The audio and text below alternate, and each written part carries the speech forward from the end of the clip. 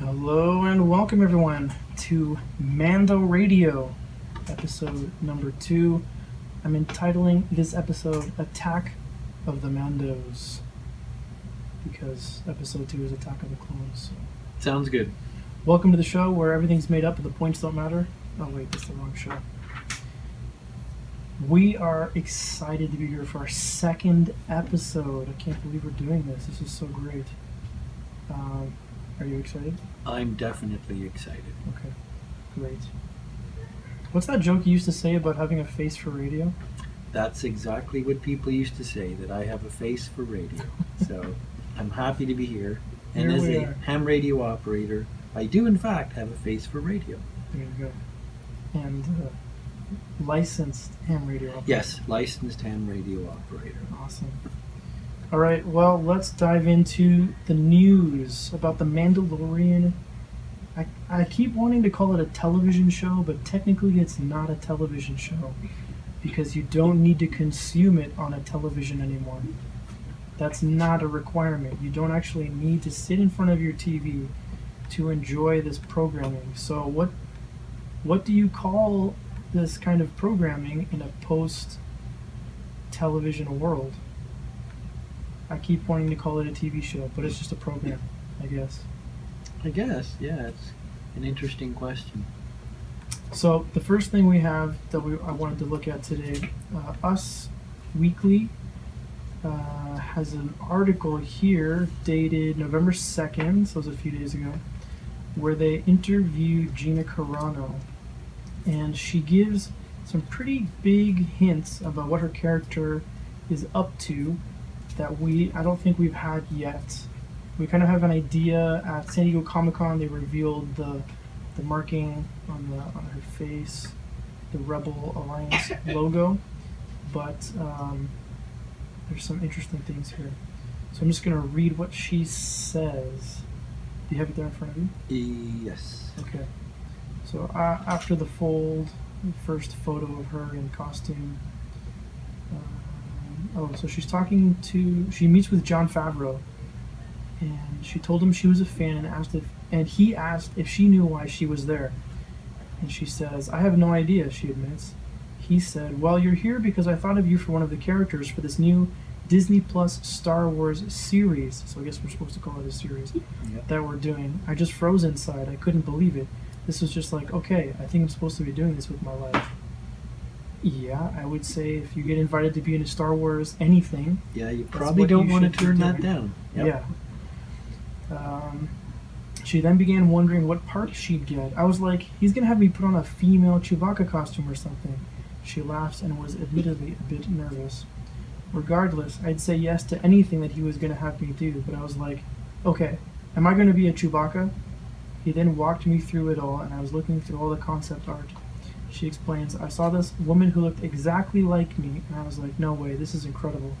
Then when I read this script, I just cried. So she gives a lot more detail in the next quote. Talking about Cara, she says that she just really loves the adrenaline of the war, the war that she fought in. She's an ex-rebel shock trooper. So she fought under the rebellion against the Empire. So Cara, at this point, when we meet her in the Mandalorian series, she just really loves the adrenaline of the war. So when that all dies down, she's kind of stuck. All the excitement's gone, so she goes out from the outer realm. She does little hustling jobs for money, and she's a loner. She keeps to herself. She doesn't really trust anyone. She just sticks to herself. In that way, Carano feels she and Cara are one and the same. Maybe that's why they chose to name the character Cara, because it's part of her last name. Yep. Especially if the concept art already has her likeness to it. Mm-hmm. This is a deliberate casting choice that they made. I think that's about it. She's a lot tougher than I am, but I relate to what the character is, and hopefully I get some friends. I think she's referring to her personal life as well as the character's personal life. So, very interesting. Yep. Some new details in there about her character, and she was worried that she was going to be a Wookiee. It's funny. Okay, so that was it from that article. So let's move on to the next bit of news. There's a new teaser trailer. This was just released within the last 24 hours. I have not yet watched it. We're gonna watch it together. It's only like 30 seconds long. I'm just gonna bring it up here. We will take a brief break from audio as we watch this trailer. So there it is. Just that very last clip is the breaking news that we didn't know until within the last 24 hours. Is that Ming-Na Wen, the actress at the end there, who voices Mulan in Disney's Mulan, and who also appears in Marvel's Agents of S.H.I.E.L.D. as one of the critical characters of that series, is in The Mandalorian. And apparently she is some kind of an assassin. Right. Which doesn't surprise me at all because that's what she's good at portraying. Is very physical kind of assassin type things. At least that's what her character seems to portray in Agents of S.H.I.E.L.D. is very physical martial artist, etc. So, any thoughts? Or it was kind of like a mashup of things we've already seen. Yep. Like some of that stuff was stuff that we'd already seen previously. I did like to hear from this character though. What was this guy? I'm even more convinced that he might be an Ugnaught, but I'm still not 100%. Like we've seen that one. That was cool. I think that's an actual dewback because that's from the holiday special. Right. Did you see that holiday special on TV? No. No? It's not. Okay. It's just for like nostalgia's sake and to see how they introduce Boba Fett. It's an interesting choice to be using fire against this creature, though. I don't think it's gonna work. No, I don't think so. I think you need something a little...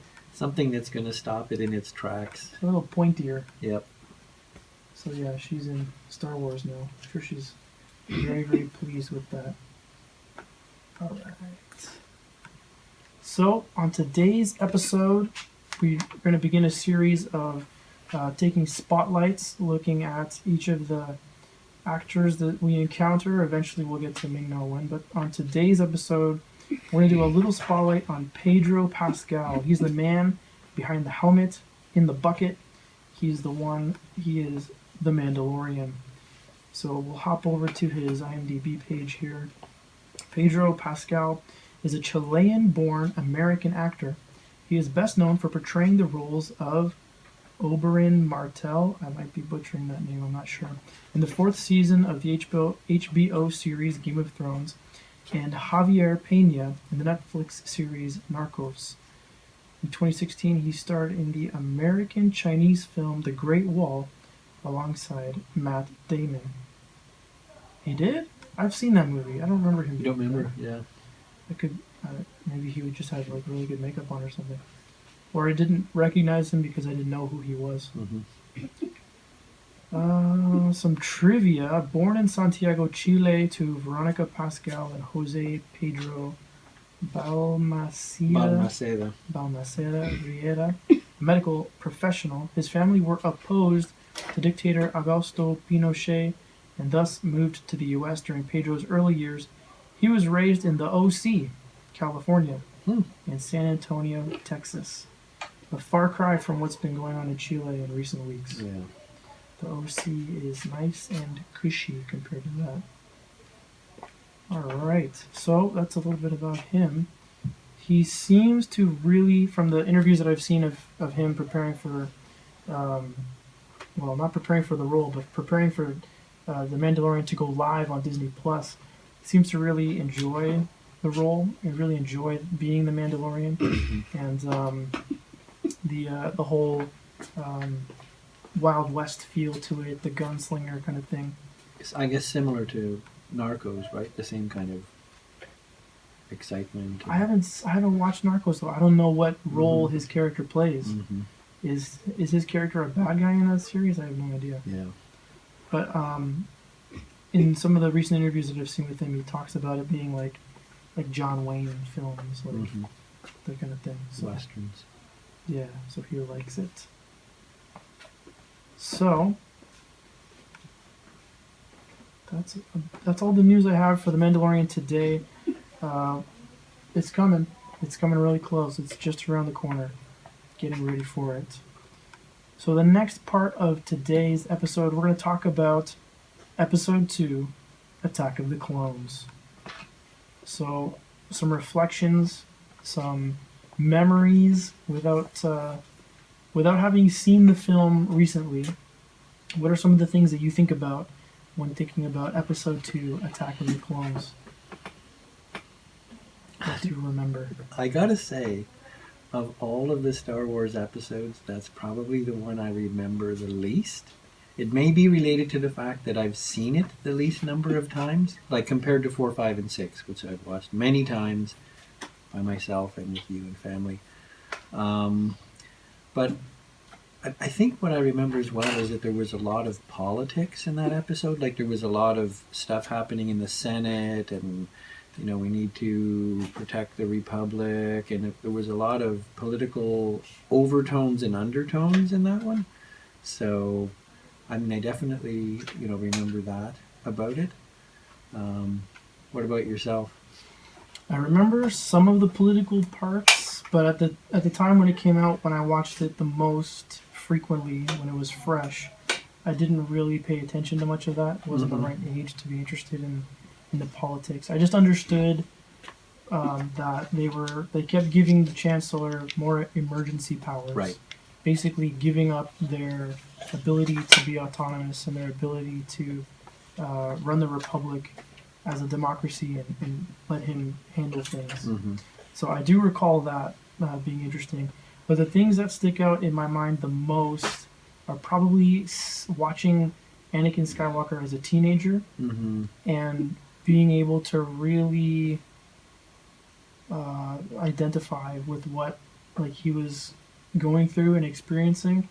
Probably the biggest criticism that's come up since after the fact, not at the time because I wasn't online, I wasn't in Facebook groups, it didn't exist back then, participating in discussions about the prequels, but the thing that I get and that people say a lot is that a lot of that interaction between Anakin and Padme is very cringe-worthy, where it's kind of awkward to watch it. Yeah. And hard to just it just feels weird. Yep.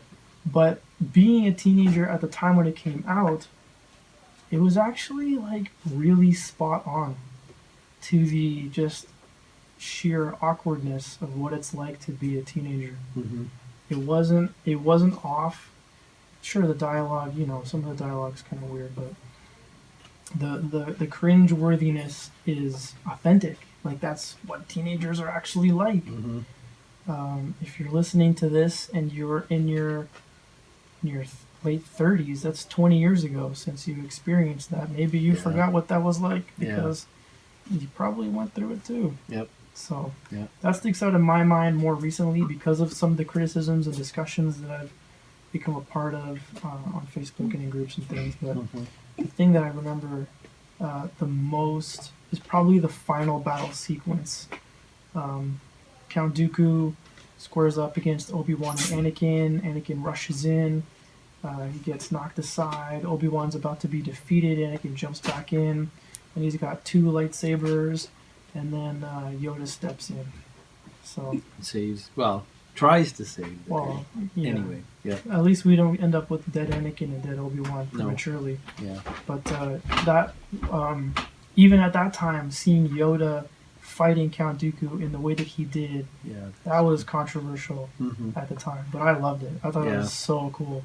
Yeah. It wasn't at all a stretch of the imagination for me to see Yoda using the cane to walk around. But when it came time to throw down, he was ready. Yeah. He was prepared. Right. He just needed the cane when he wasn't pumped full of his Yoda adrenaline. So that was cool. But another thing that we have to talk about is the clones, because in the Battle of Geonosis, that's where we really see the clone army for the first time on the big screen in full force. We saw the battle droids taking over Naboo in Episode 1 and fighting the Gungans, but the Gungans are using primitive weaponry. Right. Yep. They're not using like the weapons that the clone army have. So Mm-hmm. in the Battle of Geonosis, we actually get to see that, and they're taking out the big droid ships, and Mm-hmm. it was awesome. Yeah. So cool to see. Pretty. that. Yeah. I mean, it was good special effects too. Like when you look back, I mean, it was pretty impressive what they were doing in those scenes. It was groundbreaking. Mm-hmm. It was absolutely groundbreaking. And we didn't talk about it last episode, but even just Jar Jar Binks being a completely digitally composited character Mm-hmm. was the first time Yeah. that had ever been done. Right. Like, you had Who Framed Roger Rabbit before that, but that was all hand animation, cell by Mhm. cell. Yeah. But Jar Jar in Episode 1 was digital, like a physical stand-in. They had Ahmed Best there Mm-hmm. in like a half costume, but then they replaced him with Jar Jar completely Mm-hmm. digitally. That was the first time that'd been done. So, yeah, really cool to see how far they were able to push the envelope, and some of the scenery, the world building that they did in Attack of the Clones was spectacular too. Mhm. Even that opening scene, I went back just to watch it briefly, just to skip through the scenes of the movie. Mm-hmm. You start out where you're seeing starships approach and they're inverted, Right. and then they flip the camera so that the planet is right side up again. Mm-hmm. And like, it's a simple little camera trick, Yeah. but the way that they executed it and how good Coruscant looks is Yeah, it was pretty fantastic. spectacular. Yeah. Just amazing. Yeah. So, Attack of the Clones for me, fond memories. You know, I was a teenager when it came out, so it wasn't as cringy for me at the time. It's hard to watch now, Mm-hmm. some of that, but I really appreciate Attack of the Clones. Right. Okay. Well, that's good. And I mean, for me, my fondest memories are of episodes 4, 5, and 6, and that's because I saw them in the 70s, late 70s, early 80s, and those were the first ones for me. And I was, of an age where I was kind of sensitive to that stuff, and I had an impact.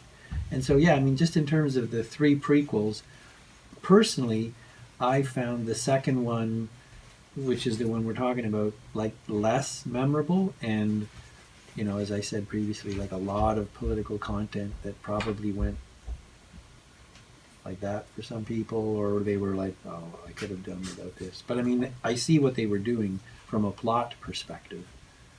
Yeah. Well, the original trilogy was the first one for me too, but compared to what seems to be the majority of people my age and a bit older,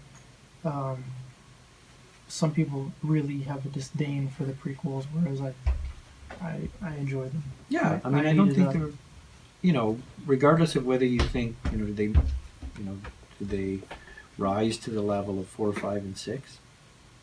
I don't know. They certainly tried. Mm-hmm. I think. Mm-hmm. Yep. I think George had the best of intentions. So let's move on. Let's talk about merch. Star Wars licensing merchandise.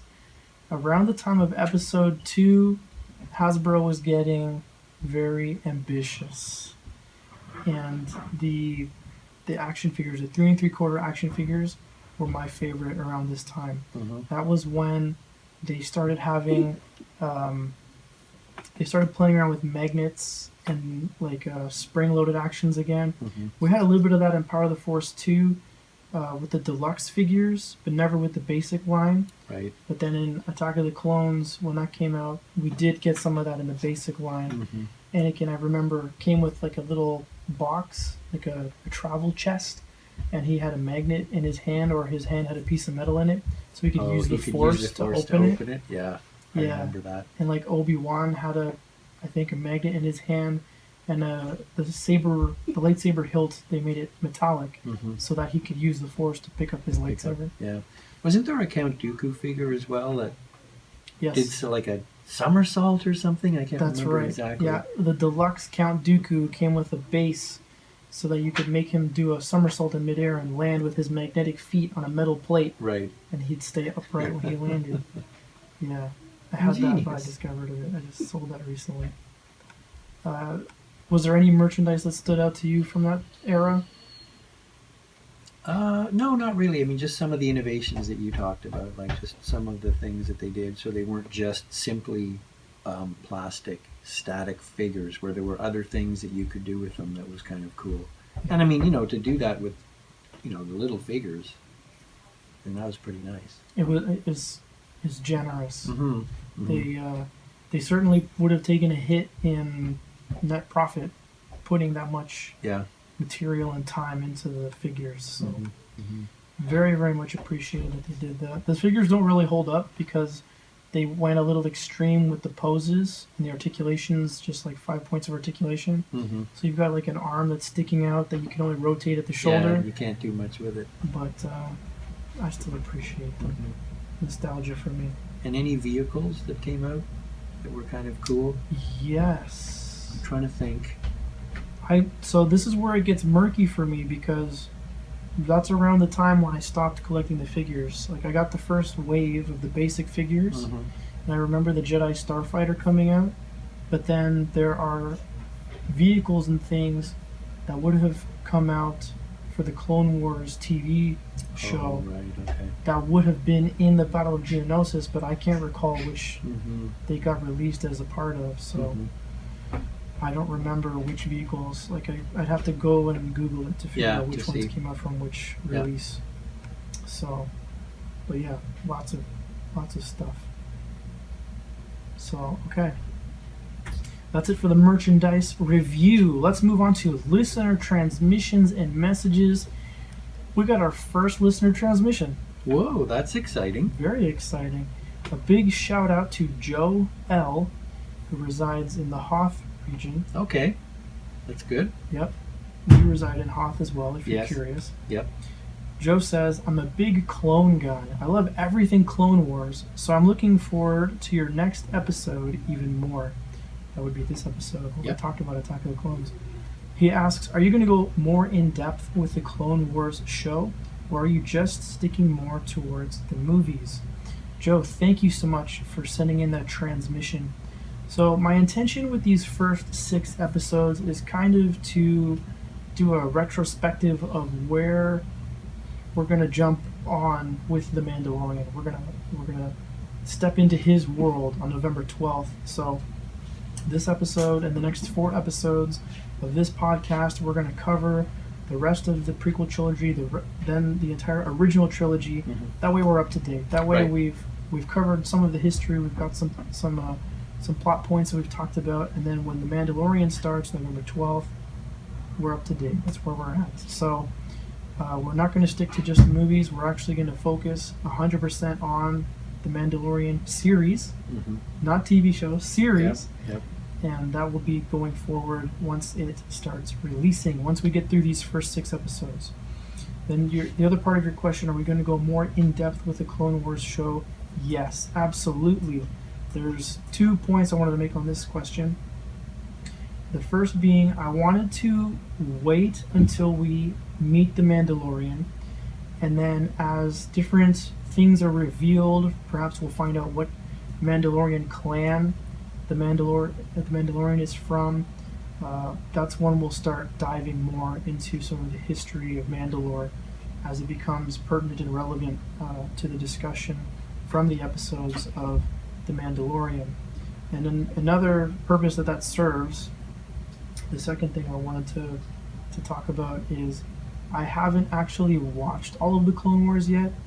I've gotten through season 1, partway through season 2, but I don't actually have access to it. So when Disney Plus launches, I'm pretty sure it's in there. The Clone Wars I'll have access to the Clone Wars, and I'll be able to watch and get all caught up on the Clone Wars animated series because of Disney Plus.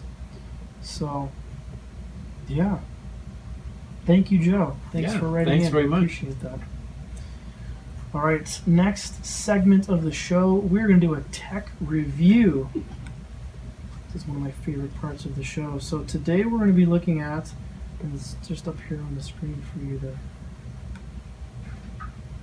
Today we're going to be talking about the Jedi Starfighter. This is a new piece of tech that we see in Episode 2, Attack of the Clones. We did not see this in Episode 1 because Obi-Wan and Qui-Gon arrived at Naboo on a larger ship that was destroyed. and then they're in the Naboo vessel. I forgot the name of it though. The big silver one. Afterwards, so we're just watching the clip where Jango Fett is using the pulse charges in the asteroid field to try to get Obi-Wan off his tail. So we're watching the Jedi Starfighter in action, the first version. So the very first version is very much just like an arrowhead, but it docks with its ring, and that's not the right name for it. I should have looked that up. I forgot what the ring is called. But the ring enables hyperspace travel. Otherwise, without it, it would just be a short-range fighter. But the cool thing about it is the droid positioning. It's in the front, which is a little unusual. We're always used to seeing the droid in the back. Yeah, it's always at the back. Behind the pilot. Yep. So that's kind of interesting. And then, oh, there goes his droid. Oh, almost. And then it very much harkens to like the A-Wing. Yeah. Like the eventual evolution would be something close to what you'd see in an A-Wing. Exactly. But big fan of those Jedi Starfighters. And also, this is, you'll notice that they don't have the pointy edges that we saw in episode 1, like that one ship that I commented on in the last. Oh. Yeah, right. I mean, this one you probably don't have to worry about injuring yourself. Yeah. Yeah, no, these ones have a much more appealing design. So I've just brought up the Google image search of Jedi Starfighter, and there's some overlap. We're getting results. The first result is from Attack of the Clones, but then the very next one is episode 3. Right. Where there's the gap in the fuselage, and we've got the S-foils. We're starting to move towards a cross between X-Wings and TIE Fighters at this point, because eventually the Jedi Starfighter will, like, just the cockpit alone, you can see it's informing the design of the TIE Fighter cockpit. Yeah. So, very, very, very, very cool. If there was a toy that I missed, that I wish I didn't miss back then in episode 2, it's Jedi Starfighters. Oh, so you don't have one? No, I don't have one. Okay. 3 3/4 Jedi Starfighter. And there's one right there. 30th anniversary Jedi Starfighter. But that's from episode 3. Right. So, yeah, very cool. Obi-Wan's Jedi Starfighter. Wow, that's cool. Absolutely. All right. Let's see. What else do we have here? Was there anything else you wanted to talk about or cover today on today's episode? No, I think you've touched all the bases. I mean, again, I feel like, it's one of the episodes that I don't remember as much about. I mean, as like you though, I did kind of go back and review what were some of the turning points in the story, and what were some of the characters that we meet for the first time, what were some of the vehicles and stuff. And I think technically it was well done, as we talked about the battle scenes and stuff. I believe as well that they shot it in a different way. I don't know if it was like more frames per second or something, so that like it really does jump out at you. They did make some tweaks that when you watch it, you're like, oh wow, okay. But yeah, I think that you've pretty much touched on everything that would be worth saying at this point. Cool. All right. Well, I think that's it for today. Thank you so much for joining us. We hope you'll join us next time. The Force will be with you. Always.